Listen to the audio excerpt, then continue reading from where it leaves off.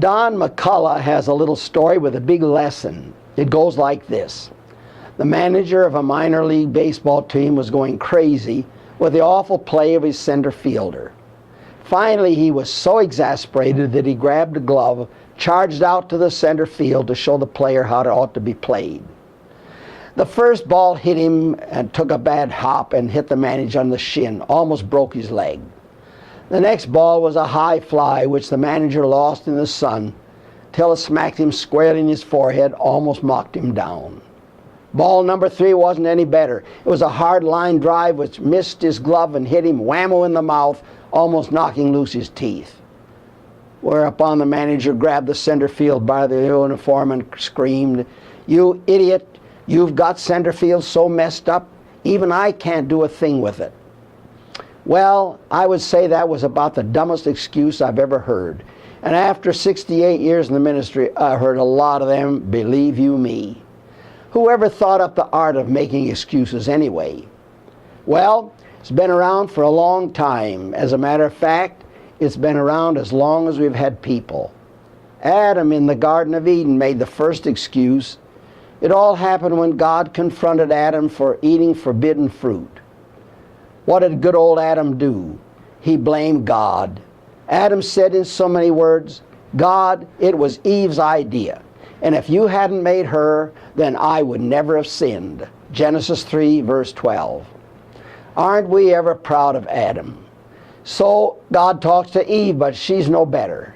She tries to pass the buck because she says that it wasn't her idea, it was a serpent's suggestion.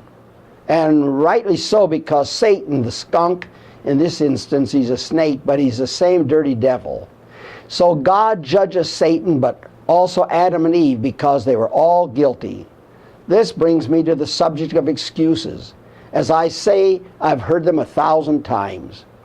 For instance, I ask you to accept Jesus to save your soul. No sooner do I ask it, and I have a dozen excuses why you should not. Excuses like, I intend to accept Jesus, but when I'm old, and like when I am on my deathbed. Well, that's possibly because the thief on the cross accepted Jesus on his deathbed. But you know what? He's the only one in all the Bible that ever did that, so far as I know. Why are such excuses dangerous? Because we don't know when we're going to die.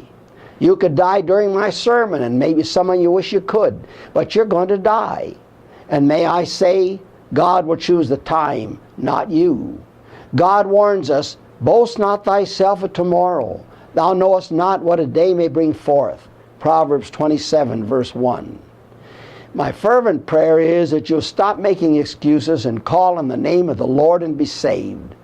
How do you do that? Well, first of all, don't make a big production out of it. Simply in your own words, confess to Jesus that you're a sinner. Ask Him to come into your heart and to save you. A child can do that. I was 10 years old when I prayed that prayer. Jesus came into my life, and He's been there now for over 81 years. And you know what? He'll be there as long as I live. And then when I die, I'll go to be with Him in heaven forever. Stop making dumb excuses. Call on the name of the Lord and be saved. Romans 10:13. Dear Heavenly Father, we pray that there will be many that will call in the name of the Lord and be saved, have eternal life and an eternal home. Pray these things in Jesus' name. Amen.